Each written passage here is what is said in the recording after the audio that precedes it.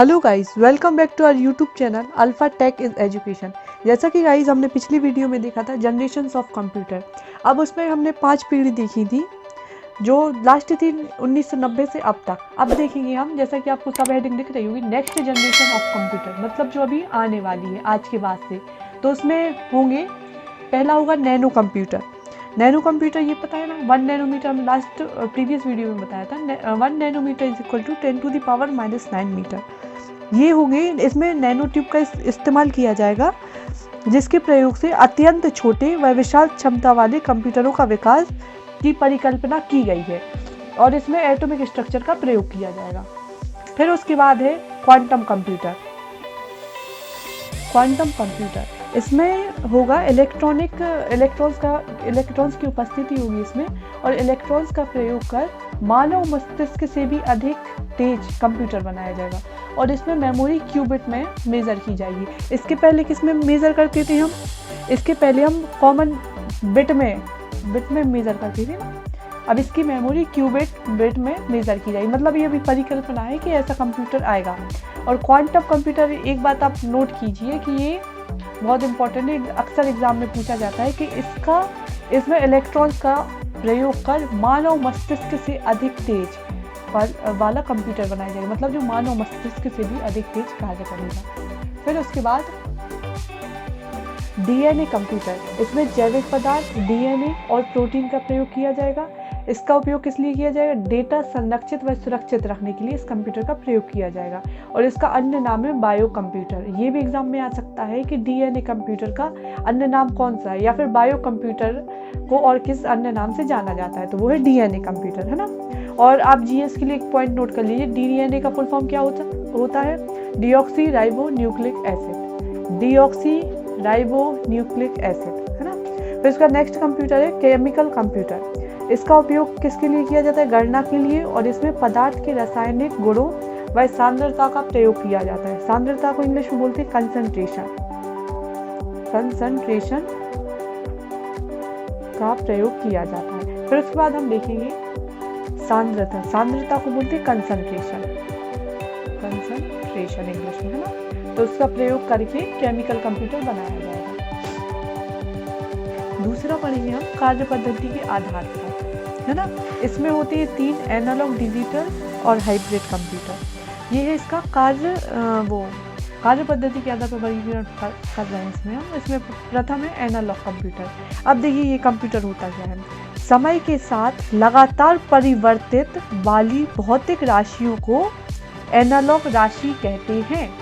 ये समय के साथ लगातार परिवर्तित होने वाली भौतिक, फिजिकल, है ना, राशियों को एनालॉग राशि कहते हैं। जैसे मैं आपको बताऊं, जैसे दबाव, तापक्रम, वोल्टेज, जो विद्युत वोल्टेज होता है ना, वो जो समय के साथ परिवर्तित हो जाता है, उसे एनालॉग राशियां कहते हैं। इन कंप्यूटर की गति अत्यंत धीमी होती है और एनालॉग कंप्यूटर की गति अत्यंत धीमी होती है। इस प्रकार के कंप्यूटर अब प्रचलन से एक्चुअली बाहर हो गए हैं। अब इनका ज़्यादा उपयोग नहीं किया जाता। इनका उपयोग किया जाता था साधारण घड़ी में, स्पीडोमीटर में जो गाड़ी में लगा रहता, और वोल्ट मीटर में, इन्हीं सब में इनका प्रयोग किया जाता था। दूसरा कार्य पद्धति के आधार पर होता है डिजिटल कंप्यूटर। इसमें ये कंप्यूटर इलेक्ट्रॉनिक संकेतों पर चलते हैं, मतलब इलेक्ट्रॉनिक संकेतों पर काम करते हैं। और दूसरा, इनमें बाइनरी सिस्टम का प्रयोग किया जाता है। बाइनरी सिस्टम आप सभी जानते हैं ना, मैंने प्रीवियस वीडियो में बताया था, 0 और 1 का प्रयोग किया जाता है। और डिजिटल कंप्यूटर में डेटा को निरूपित भी बाइनरी सिस्टम में 0 या 1 में किया जाता है, मतलब जब डेटा स्टोर करते हैं तो वो 0 या 1 के रूप में स्टोर होता है। इन्हीं को बाइनरी डिजिट भी बोलते हैं। तो आप इसको भी नोट करिए कि इसे बाइनरी डिजिट बोलते हैं, क्योंकि ये क्वेश्चन जनरली पूछा जाता है, कॉमन है ये क्वेश्चन कि बाइनरी डिजिट क्या होती है, 0 और 1। ये कंप्यूटर अत्यधिक प्रचलन में, मतलब वर्तमान समय में डिजिटल कंप्यूटर का ही प्रयोग किया जाता है। इनकी गति अत्यधिक तीव्र होती है, मतलब अच्छा वर्क करते हैं, गति अच्छी होती है, तीव्र होती है। फिर उसके बाद आंकड़ों को इलेक्ट्रॉनिक पल्स के रूप में निरूपित किया जाता है। इसके जो आंकड़े हैं उसको इलेक्ट्रॉनिक पल्स के रूप में निरूपित किया जाता है। तीसरा वर्गीकरण है हाइब्रिड कंप्यूटर। देखिए गाइस, हाइब्रिड कंप्यूटर है ये डिजिटल और एनालॉग दोनों कंप्यूटरों का मिश्रित रूप है। डिजिटल और एनालॉग कंप्यूटरों का मिश्रित रूप है। इसमें गणना और प्रोसेसिंग डिजिटल रूप में की जाती है। गणना और प्रोसेसिंग किस में की जाती है? डिजिटल रूप में। इनपुट और आउटपुट के लिए एनालॉग संकेतों का प्रयोग किया जाता है और इनका उपयोग किया जाता है हॉस्पिटल में, रक्षा क्षेत्र में और विज्ञान आदि में इनका प्रयोग किया जाता है। देखिए हाइब्रिड कंप्यूटर ये किसका मिश्रित रूप है? डिजिटल और एनालॉग कंप्यूटर का मिश्रित रूप है। अब तीसरा वर्गीकरण किया जाता है आकार और कार्य के आधार पर। देखिए हम इसको पढ़ रहे हैं कंप्यूटर का विकास का वर्गीकरण, तो ये तीसरा वाला है। पहला पढ़ा हार्डवेयर के उपयोग के आधार पर पढ़ने जनरेशन ऑफ कंप्यूटर देखा, फिर उसके बाद कार्य पद्धति के आधार पर एनालॉग, डिजिटल और हाइब्रिड कंप्यूटर देखा।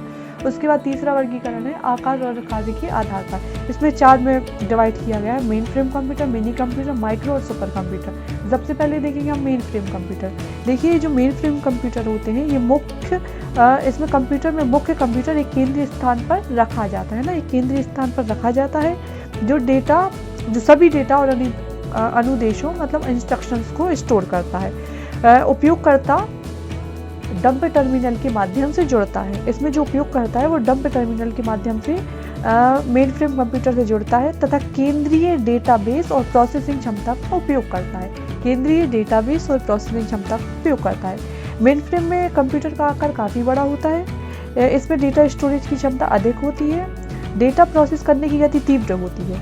मेन फ्रेम कंप्यूटर से जुड़कर एक साथ कई लोग अलग अलग कार्य कर सकते हैं, इसलिए इसे कहा जाता है मल्टी यूजर ऑपरेटिंग सिस्टम। इसमें 32 या 64 बिट का माइक्रो प्रोसेसर यूज किया जाता है। फिर उसके बाद यह टाइम शेयरिंग और मल्टी प्रोग्रामिंग ऑपरेटिंग सिस्टम का प्रयोग करता है। टाइम शेयरिंग और multi programming time operating system का प्रयोग करता है। इसका इस्तेमाल किया जाता है बड़ी कंपनियों में, बैंक में, रक्षा अनुसंधान में और विज्ञान में, अंतरिक्ष विज्ञान में और जो अन्य विज्ञान होते हैं उन सभी में इसका उपयोग किया जाता है। तो ये था मेन फ्रेम कंप्यूटर। फिर उसके बाद हम देखेंगे दूसरा है इसमें आकार और कार्य के आधार पर वर्गीकरण में दूसरा हम देखेंगे मिनी कंप्यूटर। ये मेन फ्रेम से छोटे तथा माइक्रो कंप्यूटर से बड़े होते हैं आकार में, है ना। इनका विकास या इनका आविष्कार कहना चाहिए, इनका आविष्कार किया गया 1965 में DEC कंपनी द्वारा। अब DEC कंपनी का फुल फॉर्म क्या है? Digital equipment corporation.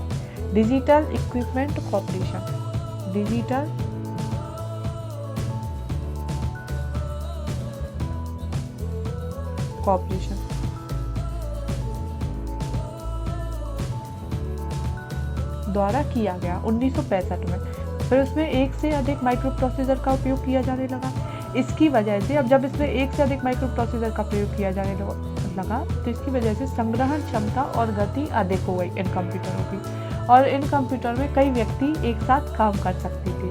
मतलब लगातार बहुत से व्यक्ति इस कंप्यूटर में एक साथ काम कर सकते थे। अतः संसाधनों का साझा उपयोग होता था। मतलब एक संसाधन को कई व्यक्ति काम कर सकते तो साझा उपयोग किया जाता था। इसका उपयोग जनरली किया जाता था रिजर्वेशन में, बड़ी बड़ी कंपनीज में, ऑफिस में और अनुसंधान विभाग आदि में। तो ये था मिनी कंप्यूटर। फिर उसके बाद दूसरा है एम्बेडेड कंप्यूटर। ये कंप्यूटर ये मैंने आपको एक्स्ट्रा बताया, एक्चुअली इसमें नहीं आता है। एम्बेडेड कंप्यूटर इसी का एक भाग है। इसका उपयोग किसी स्पेसिफिक कार्य के लिए किया जाता है जो किसी विशेष कार्य के लिए करते हैं। जैसा कि मैंने ऊपर ही मेंशन किया है, इसका उपयोग किया जाता है टेलीविज़न में, वॉशिंग मशीन में, माइक्रोवेव में और कार और एक्सेट्रा में। एक मतलब किसी एक विशेष कार्य के लिए इसका प्रयोग किया जाता है एम्बेडेड कंप्यूटर का। जैसे इसके नाम से ही स्पष्ट होता है कि एम्बेडेड मतलब अंदर किसी एक विशेष कार्य के लिए प्रयोग किया जाता है। इसमें एक माइक्रो प्रोसेसर होता है और इसका उपयोग एक आईसी चिप का प्रयोग इसमें किया जाता है। इससे कार्य के उपकरण को सरल, यह किसी चीज़ के कार्य के उपकरण को सरल बनाता है। जैसे माइक्रोवेव है तो उसमें इसका एक माइक्रो प्रोसेसर और एक चिप होती है, इससे कार्य आसान हो जाता है। तो उसके बाद नेक्स्ट है कंप्यूटर आकार और कार्य के आधार पर वर्गीकरण। इसके बाद हम पढ़ेंगे माइक्रो कंप्यूटर पढ़ना था हमें और सुपर कंप्यूटर, वो हम नेक्स्ट वीडियो में टॉपिक कंप्लीट करेंगे। आज फुल फॉर्म देख लेते हैं अभी। ये देखिएगा, इस आपको याद करने full form, it's very important actually. तो इसमें देखेंगे ALU का फुल फॉर्म होता है अर्थमेटिक लॉजिक यूनिट। फिर उसके बाद AM इसका होता है एम्पलीट्यूड मॉड्यूलेशन। फिर उसके बाद AMD advanced micro devices. Next है ATM, इसका 2 होते हैं जनरली, कभी कभी ये पूछ लिया जाता है तो कभी कभी ये ऑप्शन में रहता है, तो आप दोनों याद कीजिएगा। ए साइनवेल्स ट्रांसफर मोड या फिर ऑटोमेटिक टेलर मशीन। ये ध्यान रखिएगा, इसे टेलर होता है, कई लोग इसे टेलर मशीन कह देते हैं। तो ऑटोमेटिक टेलर मतलब जो बताती है ना, टेलर मशीन। फिर उसके बाद हम एक और देख ले रहे हैं इसका फुल फॉर्म, जिससे आपके 5 हो जाएं और आप उन्हें अच्छे से कवर कर सको। इसके बाद हम देख ले रहे हैं CPU का, है ना। CPU का होता है सेंट्रल प्रोसेसिंग यूनिट। तो ये हो गए 5 फुल फॉर्म। तो इन्हें आप ज़रूर से याद कर लीजिए, बहुत इंपॉर्टेंट होते हैं ये, और जनरली क्वेश्चन इससे अराइज होता है। तो I hope guys you like our video, so please subscribe our channel. Thank you, have a nice day.